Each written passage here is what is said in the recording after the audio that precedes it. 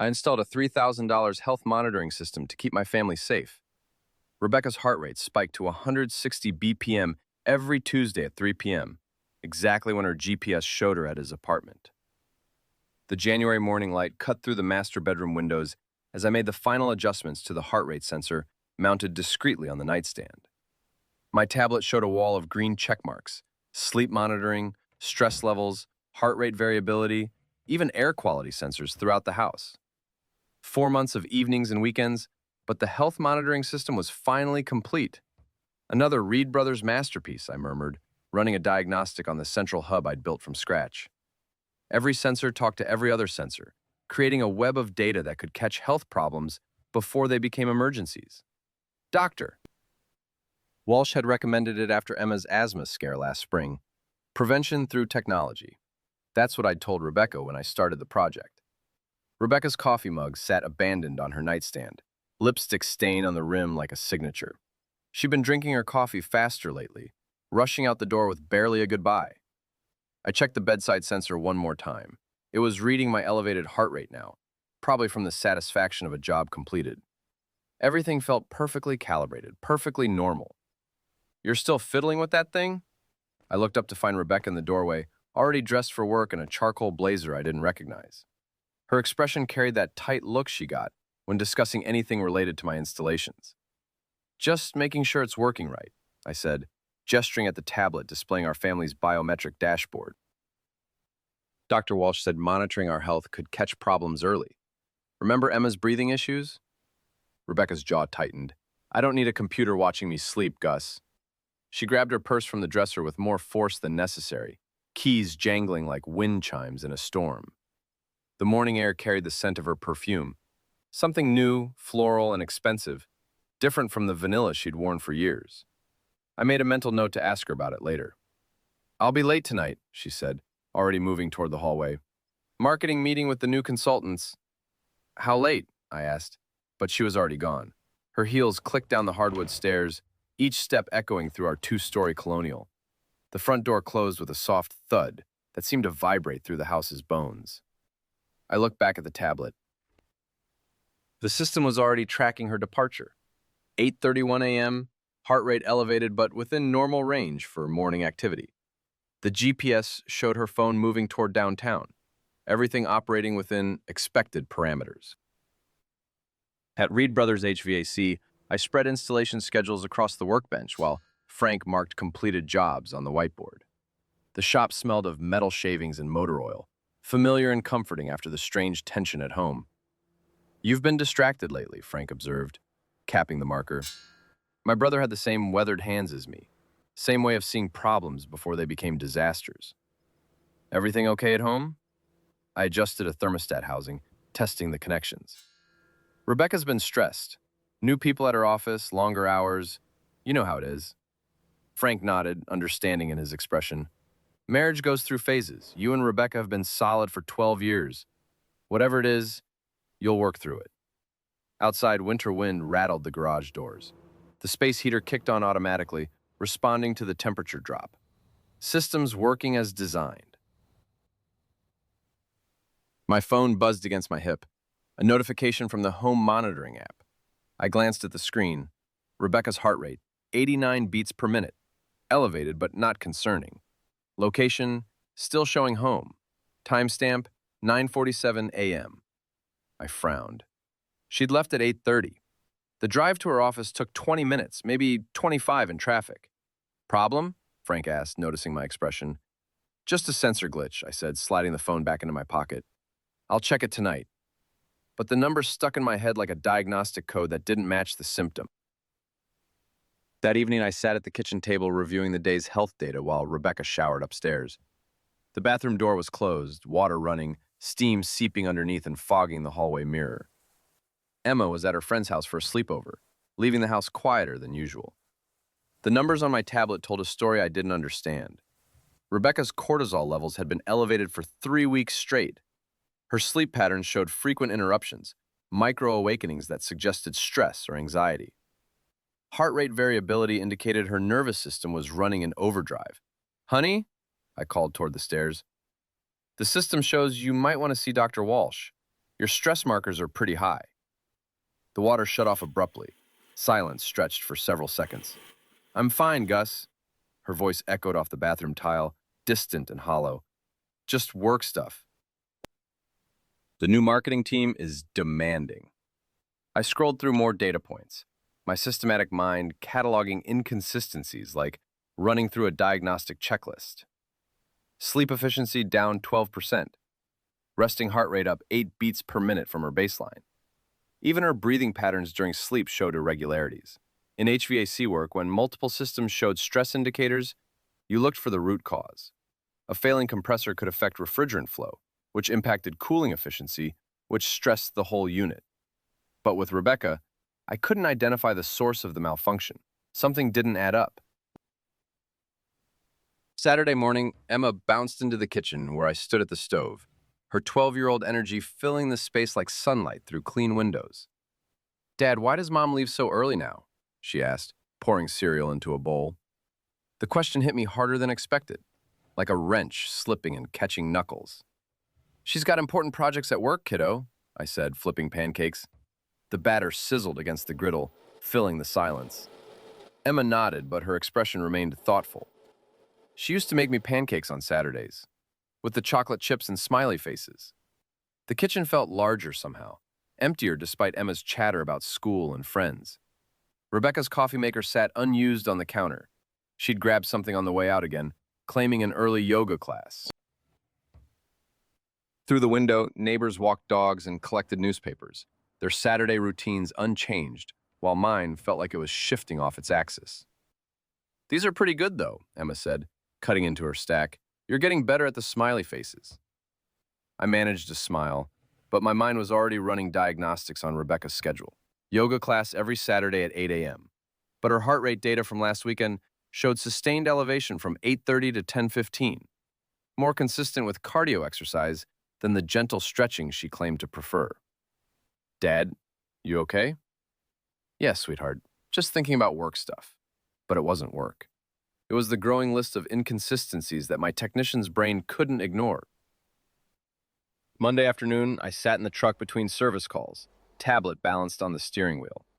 The smart home dashboard showed Rebecca's location as Pinnacle Marketing Solutions, but her heart rate was reading 142 beats per minute, exercise levels during what her calendar claimed was budget reviews. I frowned at the screen, cross-referencing timestamps. According to the shared calendar we'd set up years ago, she was supposed to be in meetings until 4 p.m. But a heart rate of 142 suggested physical activity, stress, or... I pushed that thought away. My HVAC training kicked in automatically. When systems showed conflicting readings, you troubleshooted methodically. Check connections, verify sensors, eliminate variables one by one. I opened the GPS history, watching the blue dot of Rebecca's phone trace familiar routes over the past week. Home to work to grocery store to home.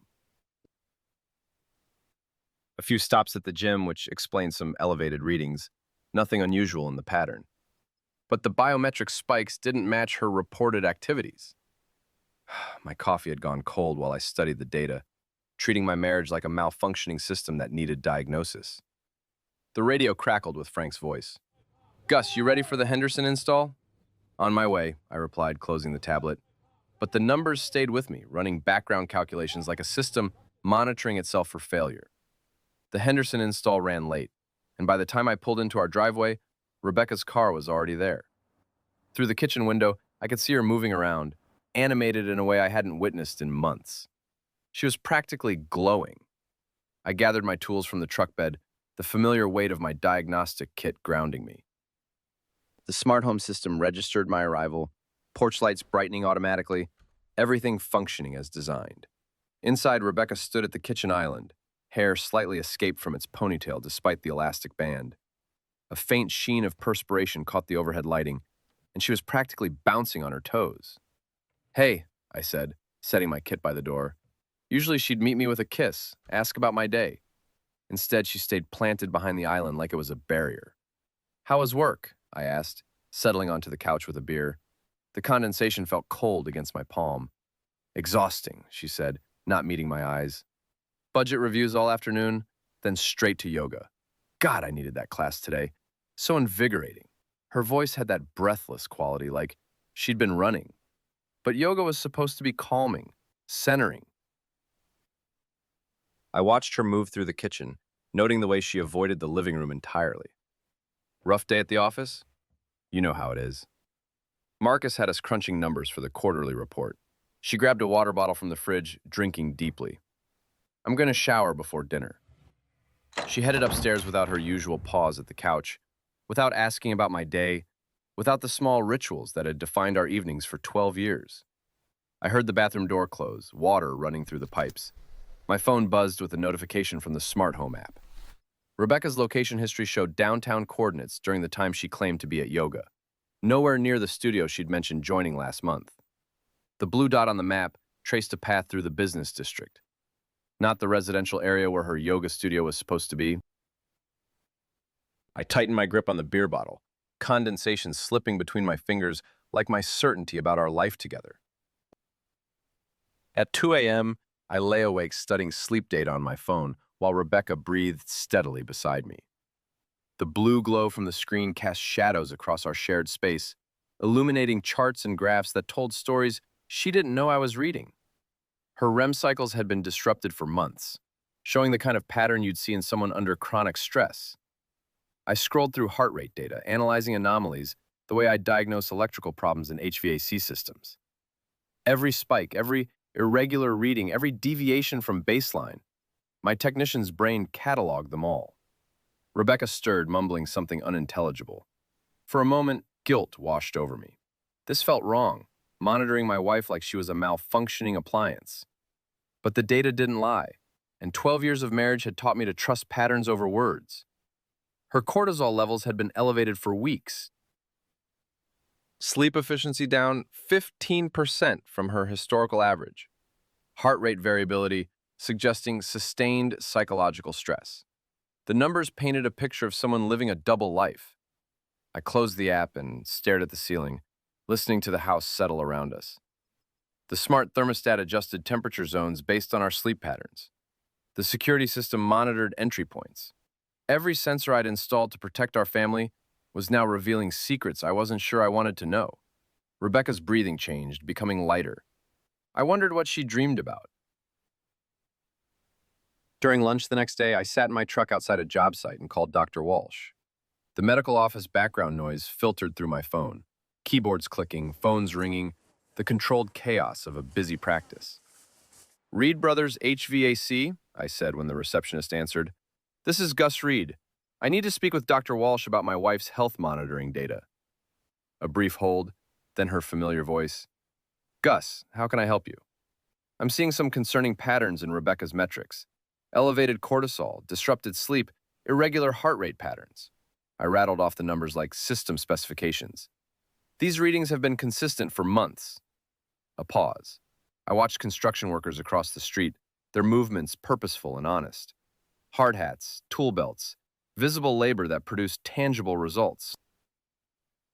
These indicators could suggest significant stress or major lifestyle changes, Dr. Walsh said carefully. Has Rebecca mentioned anything specific? Work pressure, family issues, health concerns? She says it's work stress, new projects, demanding schedule. The monitoring system you installed is quite sophisticated, Gus, more advanced than what most of my patients have access to. Sometimes our bodies reveal what our minds try to hide. Her tone carried professional weight. Trust what the data is telling you. After I hung up, I sat in the truck for 10 minutes, staring at the dashboard. Every instinct I'd developed over 20 years of troubleshooting told me the same thing. When multiple systems showed correlated failures, you looked for a common cause. That evening, I descended to the basement workshop for routine system maintenance. Server fans hummed their familiar white noise, surrounding me with the technology I understood better than human emotions. The main diagnostic screen showed all systems green: temperature control, security monitoring, health tracking, GPS coordination. I pulled up the advanced settings menu, scrolling through features I'd programmed but never activated. There it was, GPS and biometric correlation analysis. I'd built the function months ago, thinking it might be useful for tracking Emma's activities or monitoring our own fitness routines. My finger hovered over the enable button. Marriage vows warred with growing suspicion. For better or worse, in sickness and in health. But what about in deception? I clicked enable. The system began analyzing months of stored data, algorithms cross-referencing location history with biometric spikes. Progress bars filled slowly while I pretended this was just routine maintenance, not the systematic destruction of my trust in my wife. Within minutes, patterns emerged on the screen. Rebecca's heart rate spikes. Every single elevated episode over the past 3 months, clustered within a 3-block radius of one address. 2847 Maple Grove Drive. I stared at the address, my world tilting. I'd never heard of Maple Grove Drive, but according to the data, Rebecca's body responded to that location like nowhere else. Heart rate climbing to 140 plus beats per minute, stress hormones spiking, GPS coordinates placing her there during times she claimed to be elsewhere. The correlation was undeniable. Every yoga class, every late meeting, every grocery run that took too long, the lies mapped perfectly onto her visits to 2847 Maple Grove Drive. My hand shook as I cross-referenced timestamps with her stated schedule. The basement suddenly felt suffocating, filled with machines that had betrayed my wife's secrets. I screenshot the data with methodical precision, my HVAC training taking over. Document everything, analyze systematically, prepare for the confrontation. The evidence was irrefutable, captured by the very system I'd built to protect my family. That night, I sat at the kitchen table with printed reports spread before me like blueprints for demolition. Charts, graphs, location data, biometric analysis. Rebecca's double life laid out in technical precision. The house around me felt different now, every smart sensor a witness to deception. Emma's homework lay forgotten on the counter, math problems that seemed simple compared to the equation I was trying to solve. How do you confront someone you love with evidence they don't know exists? How do you explain that the technology meant to keep them safe has revealed they're the danger? I thought of Frank's words about marriage going through phases. But this wasn't a phase. This was system failure, complete and catastrophic. And Gus Reed knew exactly how to troubleshoot a broken system. Tomorrow, I'd start gathering more evidence. The smartwatch data showed unexplained heart rate spikes during her claimed solo commute times, patterns that suggested her deception ran deeper than I'd imagined. I stared at the data spread across my kitchen table like blueprints for a system failure. 3 months of Rebecca's life reduced to timestamps and coordinates. The coffee had gone cold an hour ago, but I couldn't stop cross-referencing the patterns.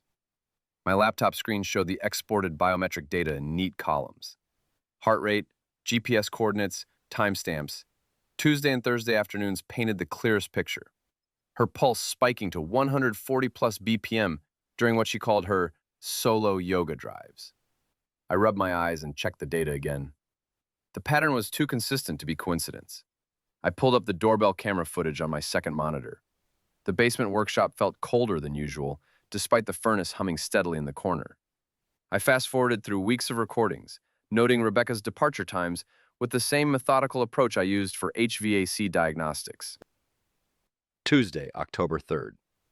Rebecca leaves at 2:47 p.m., returns at 4:23 p.m. Her smartwatch data shows heart rate spike from 2:58 to 3:45 p.m., nearly an hour of elevated stress response. That evening, she'd kissed my cheek and said, "Yoga class was amazing today. Really helped clear my head." The timestamp mismatch hit me like a wrench to the gut. She'd been lying for over an hour about where she'd been. Not just a quick stop somewhere, a full hour of deception. I overlaid the GPS coordinates on Google Maps, watching the data points cluster in one specific area. Every single heart rate spike occurred within a 6-block radius of Maple Grove Drive, an upscale neighborhood about 15 minutes from her office. I zoomed in, studying the tree-lined streets and expensive townhouses that probably cost twice what we paid for our place. This wasn't random. Rebecca had a specific destination in this area, somewhere that made her heart race with excitement or anxiety.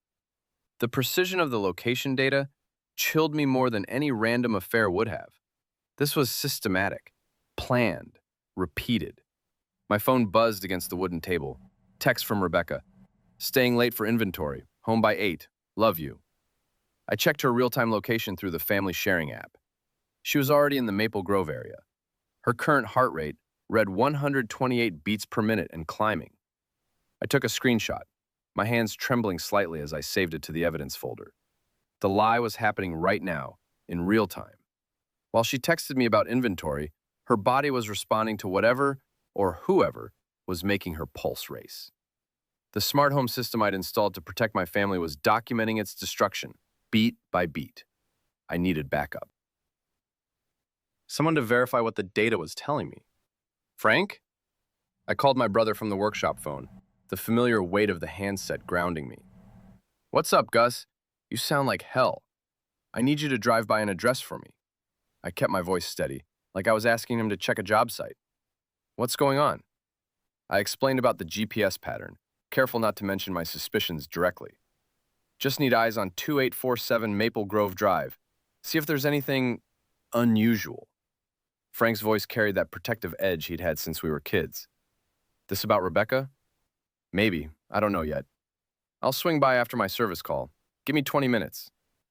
The workshop felt suffocating as I waited, surrounded by the very smart home equipment that was revealing my wife's betrayal. Sensors, controllers, monitoring devices. All the technology I'd trusted to keep my family safe was now showing me how unsafe everything really was. 20 minutes felt like 20 hours. Frank's call came at 6:47 p.m. There's a silver Honda in the driveway at 2847 Maple Grove. License matches Rebecca's car. My chest tightened like someone had cranked down a pipe wrench. I pulled up the address on my laptop, watching the property records load. A modern townhouse, probably worth at least 400 grand.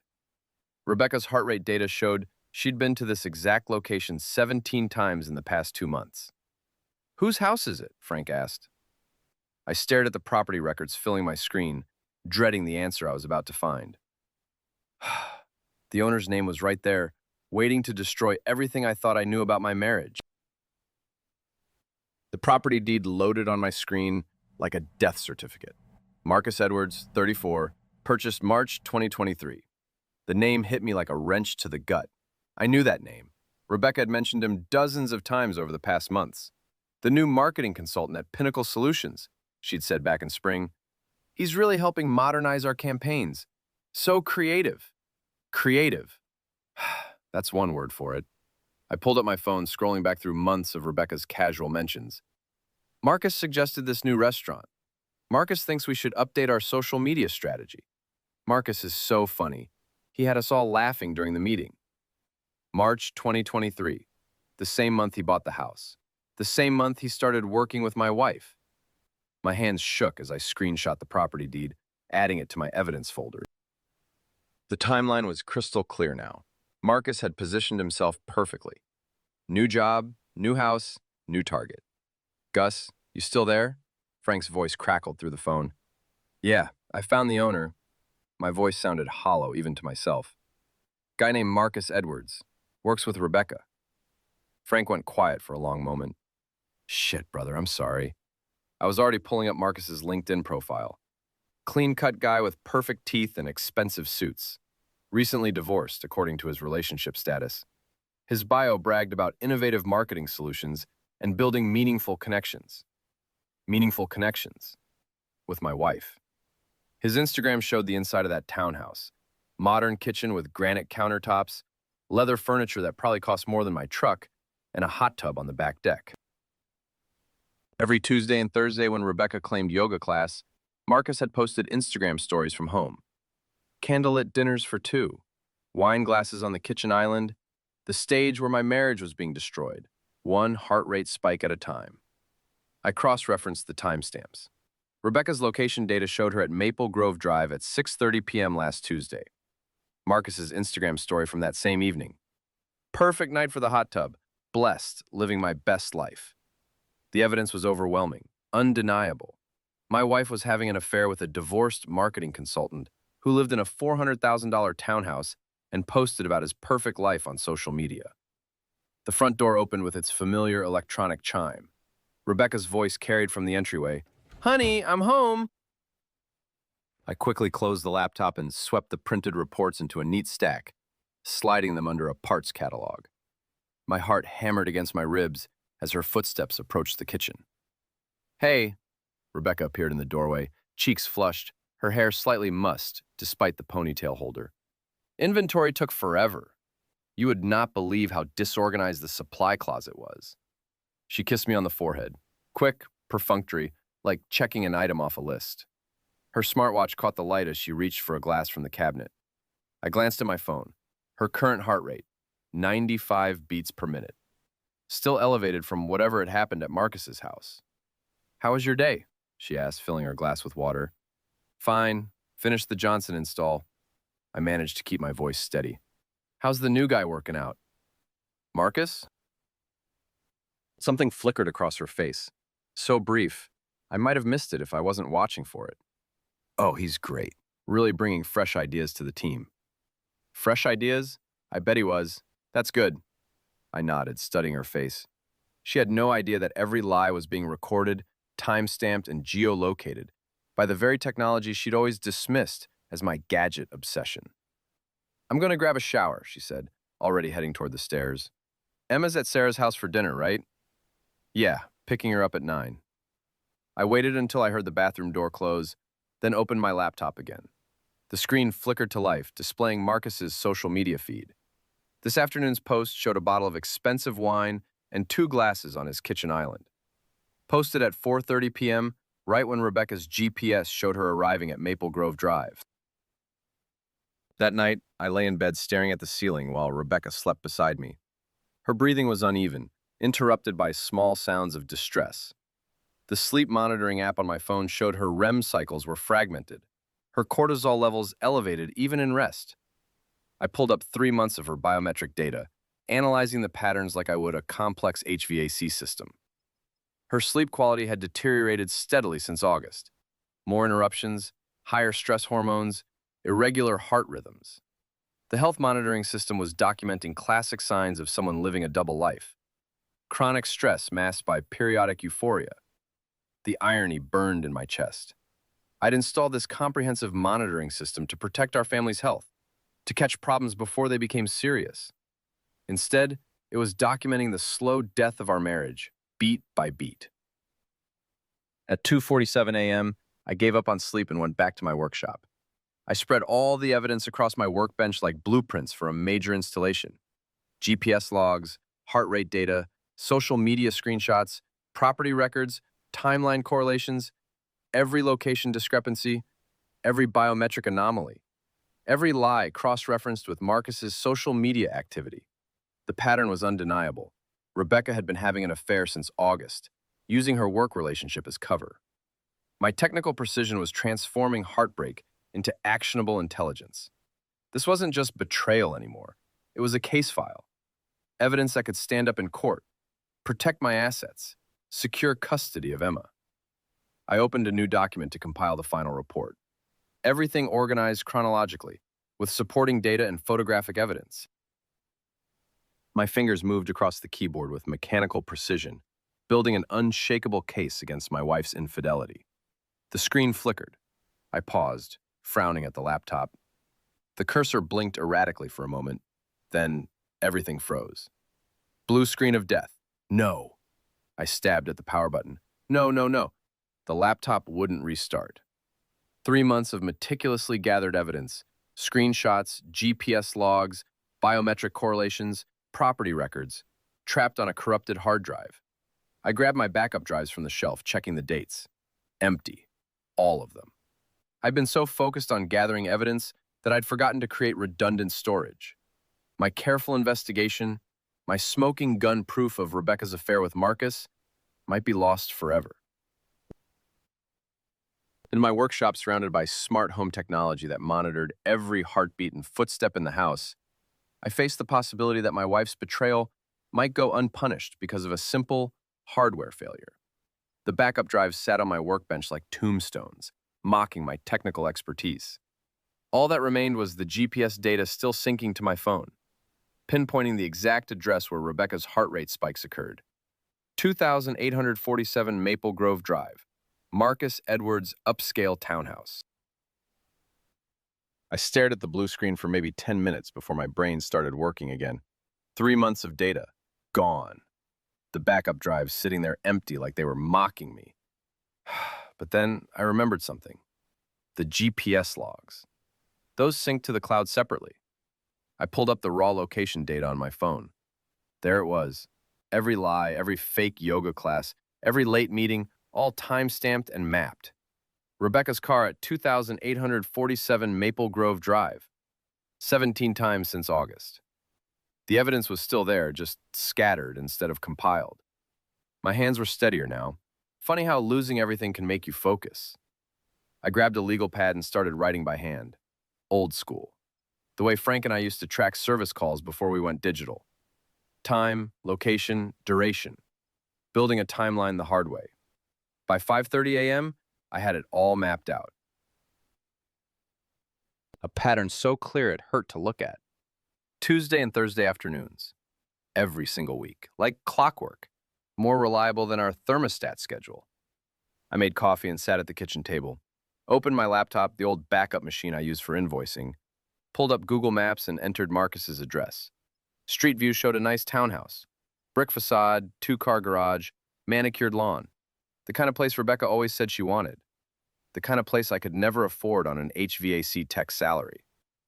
6:30 a.m. Rebecca would be up soon. I positioned the laptop screen toward her chair and waited. The smart home's morning routine kicked in around me. Lights gradually brightening, thermostat bumping up to 72 degrees, coffee maker gurgling to life. Everything working perfectly except my marriage. Footsteps in the hallway, earlier than usual. My chest tightened. "Morning," she said, padding into the kitchen in her robe. Poured herself coffee like it was any other day. Like she hadn't been living a double life for 4 months.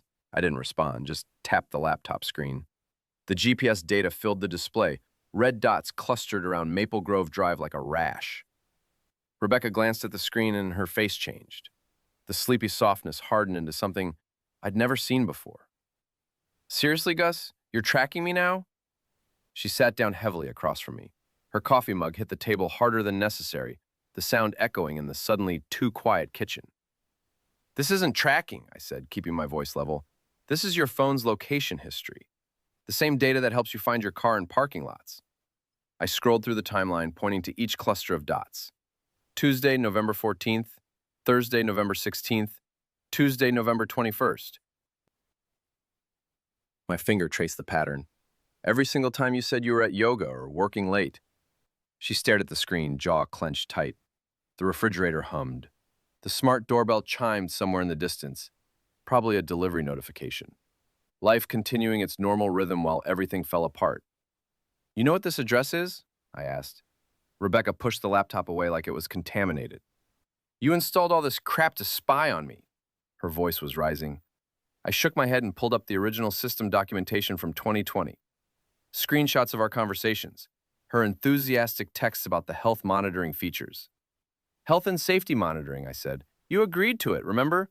After your dad's heart attack, you wanted to make sure we'd know if something happened to any of us." The kitchen's smart speakers detected our elevated voices and automatically lowered the morning news volume. Rebecca stood up, pacing to the window that overlooked our backyard. The motion sensors tracked her movement, adjusting the lighting. "I didn't agree to be monitored like a lab rat," she said, her back to me. I followed her with my eyes.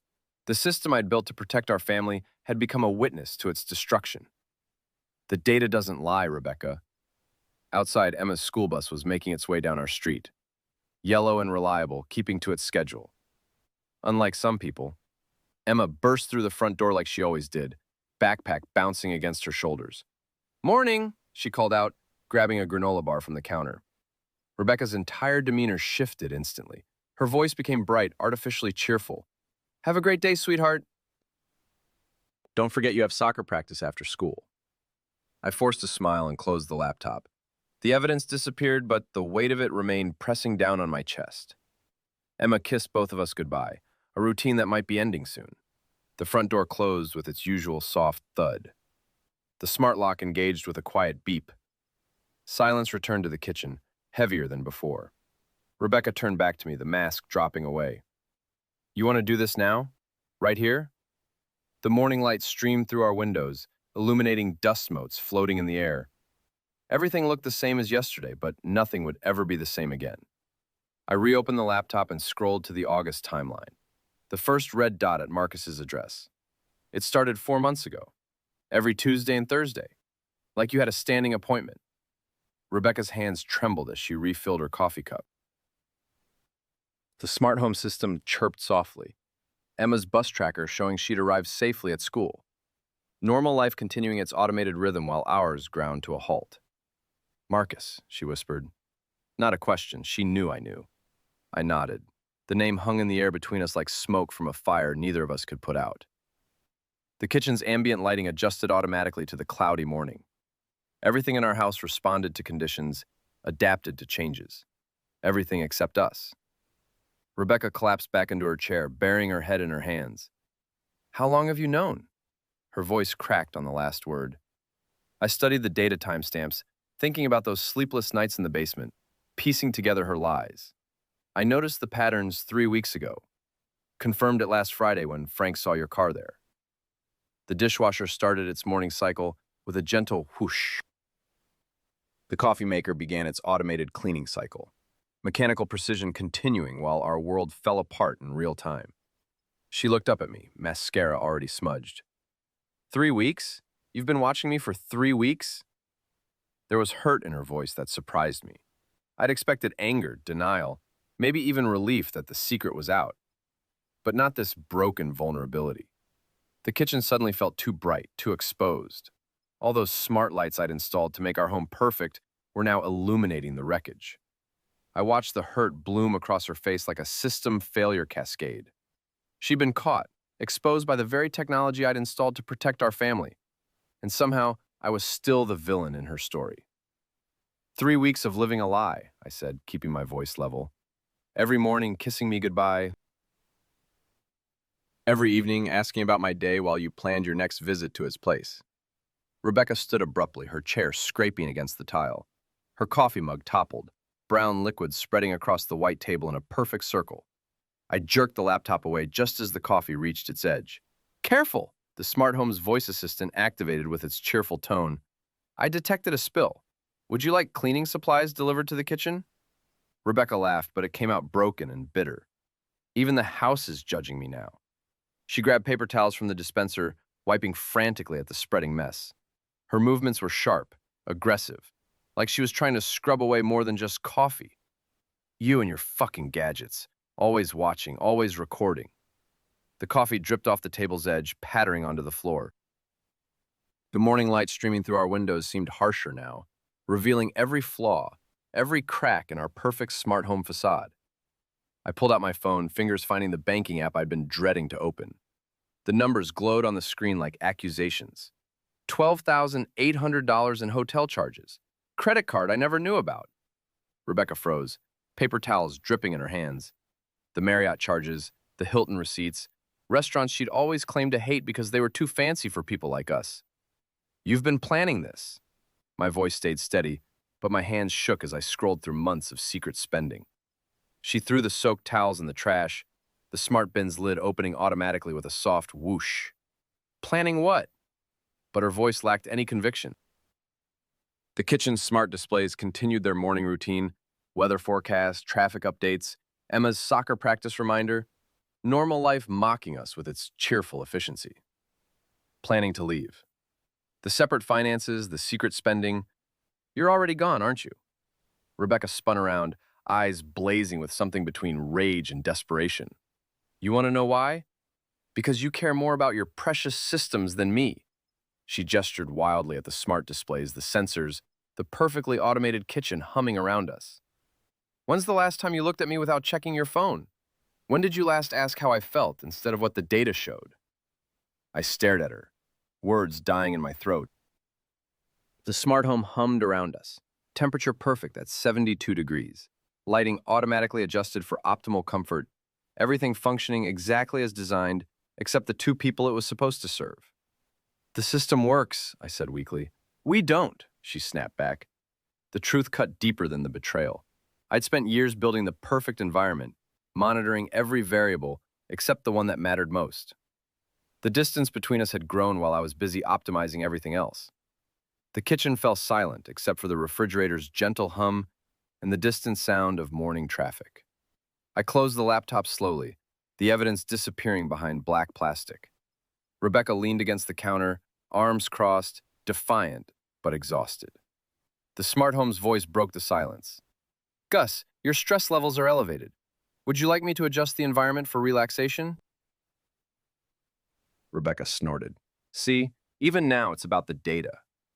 I looked around our perfect kitchen, every appliance connected, every function optimized, every convenience I can imagine installed and integrated. I built all this for us. My voice came out barely above a whisper. For Emma. Rebecca's expression softened slightly, but the damage hung in the air like smoke. "I know you did.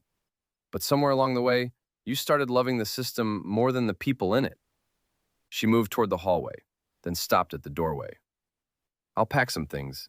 Stay at my sister's for a while." The words were calm but final, like a system shutting down permanently. I nodded, unable to speak around the weight in my chest. The smart home's morning routine continued around us. Sprinklers activating outside, security system updating, Emma's after-school pickup reminder appearing on the kitchen display. Life scheduled and automated, but our family dissolving in real time.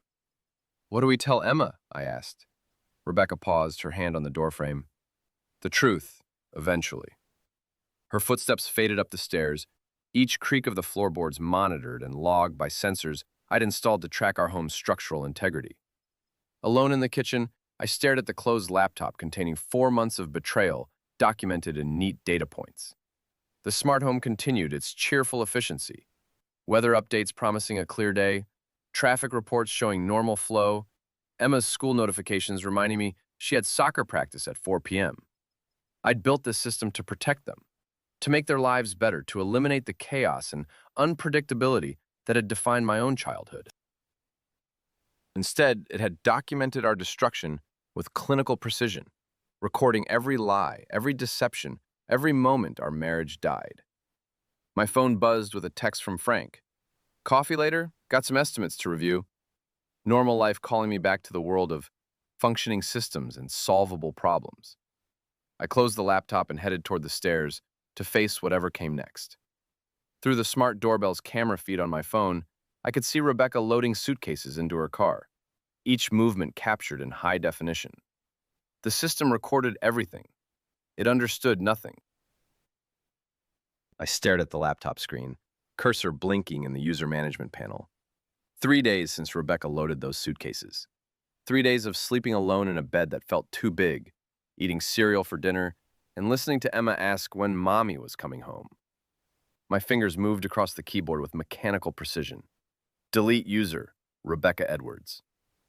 Her fingerprint vanished from the door lock system. Remove device, Rebecca's iPhone from Wi-Fi whitelist. Her voice profile disappeared from the smart assistant.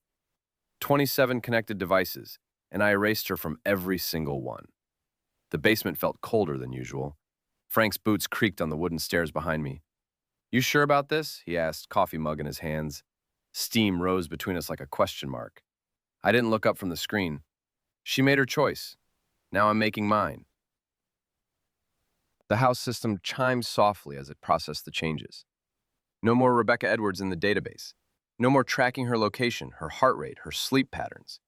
The sensors would stop looking for her biometric signature. For the first time in months, the system would run clean. "Gus." Frank's voice carried that tone he used when I was about to make a mistake with wiring. "Maybe you should wait. Give it time." "Time for what?" I closed the laptop. "For her to come back and lie some more?" "The data doesn't lie, Frank. People do." The house felt different already. Smaller, but somehow more mine. Like a system finally running at optimal parameters. Sarah's conference room smelled like leather and expensive coffee. She spread documents across the mahogany table like a general planning battle strategy. Bank statements, credit card bills, GPS logs, biometric data, the paper trail of a marriage's destruction. "Rebecca's attorney is requesting spousal support," Sarah said, her pen tapping against the wood. "Permanent alimony based on lifestyle maintenance." I stared at the mountain of evidence. 12 years of marriage reduced to data points and financial records. The smart home system that was supposed to protect us had become our prosecutor. But with this documentation of financial deception and adultery, Sarah continued, we're in an excellent position. The secret credit card alone shows intent to defraud marital assets. She pointed to a highlighted section. $12,800 in undisclosed charges. Hotels, restaurants, gifts. All during the affair timeline, your GPS data confirms. How long? I asked. 6 months, maybe 8 for finalization. But Gus, you're going to keep the house and most assets. Primary custody of Emma. Rebecca will get supervised visitation and her debt. Victory tasted like ash in my mouth. I'd won by turning my own home into evidence against the woman I'd loved for 12 years. The biometric data is particularly compelling, Sarah added. Heart rate spikes correlating with GPS locations. It's like her body testified against her. I nodded, watching dust motes float in the afternoon sunlight. Outside, normal people lived normal lives without monitoring their spouse's vital signs. The moving truck idled in our driveway, diesel exhaust mixing with December air. I stood in the bedroom doorway, Rebecca's bedroom now, watching her fold clothes into cardboard boxes. Shirts that used to share my dresser, dresses I'd complimented, underwear I'd never see again. Emma sat cross-legged on the bed, holding her stuffed elephant. Her eyes tracked between Rebecca and me like she was watching a tennis match she didn't understand. Mommy, why can't Daddy come to the new apartment? Emma's voice was small, confused. Rebecca's hands paused on a blue sweater. The one I'd bought her for Christmas 2 years ago. Sometimes grown-ups need different houses, sweetheart. It doesn't mean we don't love you. I knelt beside the bed, meeting Emma's eyes. I'll see you every weekend, princess. Your room here will always be ready. Nothing changes between us. But why can't we all live together? Rebecca looked at me over Emma's head. For a moment, her mask slipped. I saw the woman I'd married, not the stranger who'd been lying for months. But the moment passed. It's complicated, baby, Rebecca said softly. The smart home sensors were probably detecting elevated stress hormones from all 3 of us. Technology documenting the end it had helped create. I wondered if the system would learn to stop looking for Rebecca's biometric signature, or if it would keep searching for a ghost. Emma hugged her elephant tighter. Will the house still talk to me when Mommy's gone? Yes, I said.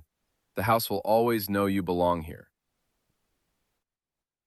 Frank found me in the garage at 2 a.m., rewiring the main control panel. Tools scattered across the workbench, instruction manuals open to pages about single-user configurations. The smart home system needed recalibration. 2 users down to 1. You know it's okay to sleep, right? Frank said, leaning against the doorframe. I didn't look up from the circuit board.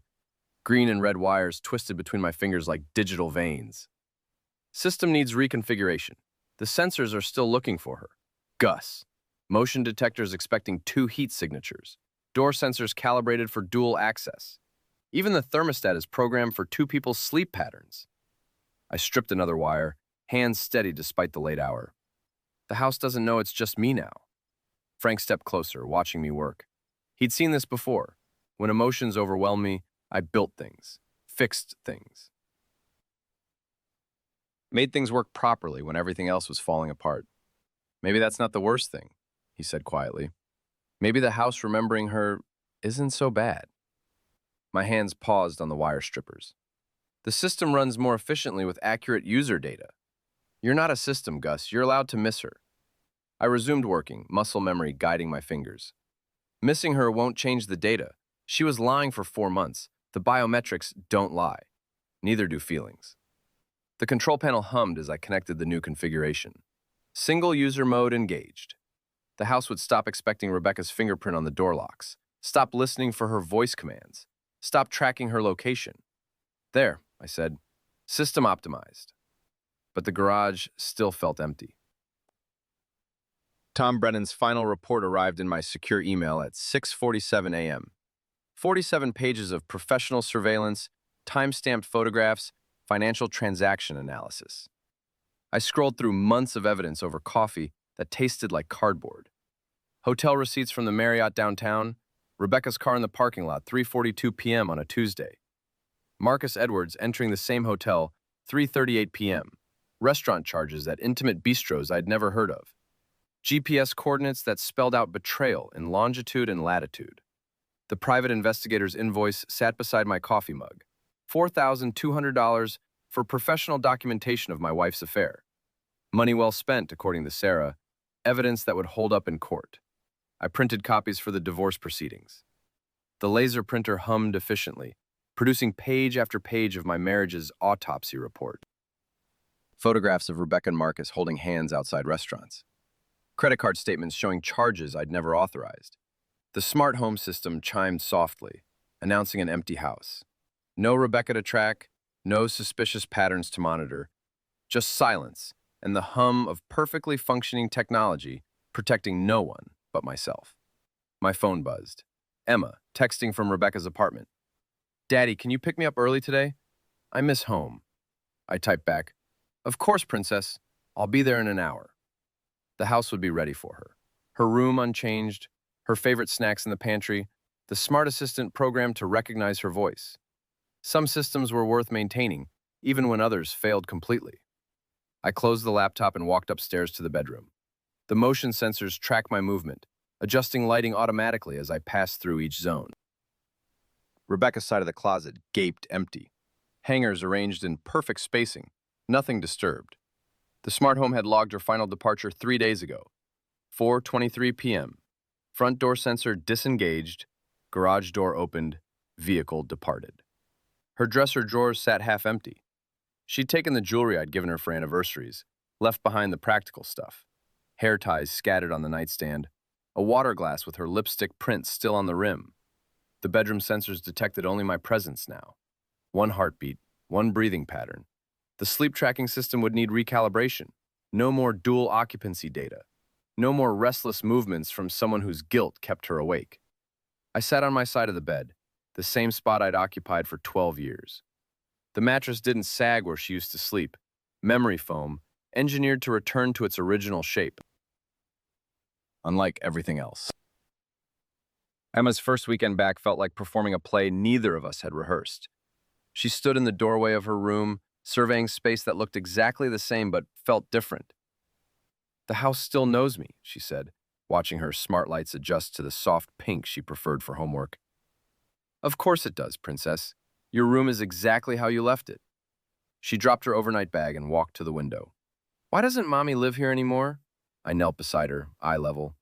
"Sometimes grown-ups make decisions that change things. But your room stays the same. The house stays the same. Did you make her leave because of all your computers?" The question hit like a wrench to the chest. "No, Emma. Mommy made her own choice." She nodded solemnly, accepting this adult logic that probably made no sense to a 12-year-old. "Can we order pizza?" "The kind with the pepperoni shaped like hearts?" "Already ordered. Should be here in 20 minutes. The smart doorbell would announce the delivery. The kitchen sensors would detect our shared meal. For 2 hours, the house would remember what family felt like. Tuesday morning, 7:42 a.m., the security system chimed with an unfamiliar vehicle alert. I checked the app while shaving. Silver Audi sedan, license plate I didn't recognize, parked across the street.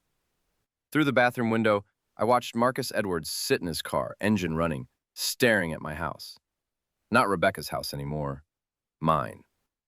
I finished shaving, rinsed the razor, hung up the towel. When I looked again, he was still there. Probably wondering if I was home, if I'd come storming out for the confrontation he'd been avoiding. I poured coffee and stood at the kitchen window, made no effort to hide. Let him see me in my own house, drinking coffee in my own kitchen, living the life he'd tried to destroy. After 90 seconds, he drove away. I opened the security app and added his license plate to the restricted list. Next time he came around, the system would automatically notify police of a potential stalker. Technology protecting what mattered. "You know you can't monitor her forever," Frank said, threading cable through Emma's wall. I tightened the mounting screw for the new air quality sensor. "I can monitor her when she's here. She's 12, Gus. She needs to learn to handle the world without constant surveillance. The world already proved it's dangerous."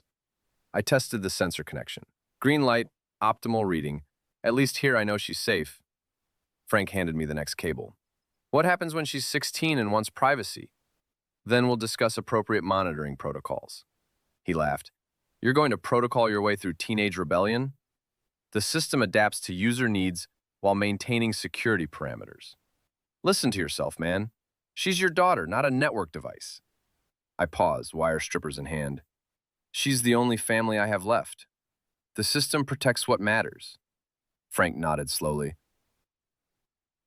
Just remember, she matters more than the system. The new sensors came online, adding Emma's room to the protective network. Motion detection, air quality, temperature regulation. When she visited, every breath would be monitored, every movement tracked. Safe. 6 months later, I sat in the living room reviewing system logs on my tablet. Every door opening cataloged, every temperature fluctuation recorded, every heartbeat measured during Emma's weekend visits. The house ran with mechanical perfection. No surprises, no deceptions, no heart rate spikes at secret locations. Rebecca existed now only in custody schedules, and support payments automatically deducted from my account. The smart home had become exactly what I designed, a fortress of predictable, trustworthy technology that never lied, never cheated, never abandoned the people it was meant to protect. Emma was upstairs, asleep in her perfectly monitored room. The sensors tracked her breathing, steady, peaceful, safe. In the morning, she'd return to Rebecca's apartment, and the house would resume its solitary watch. I scrolled through the health monitoring dashboard. Air quality, optimal. Security, engaged. Occupancy, 1. The master bedroom tracked only my sleep patterns now. Deep, dreamless rest, undisturbed by another's restless guilt. The kitchen logged meals for 1. The living room measured solitary heartbeats. The technology that exposed my marriage's lies now guarded my solitude with unwavering loyalty. A perfect system, protecting a family that no longer existed, faithful until the end. The irony wasn't lost on me. The family health monitoring system continued to run perfectly, tracking vitals, measuring wellness, ensuring safety. But there was no family left to monitor. Just me and Emma on weekends, and empty rooms full of sensors with nothing meaningful to sense. The house remembered everything. I'd programmed it to. But some things, once broken,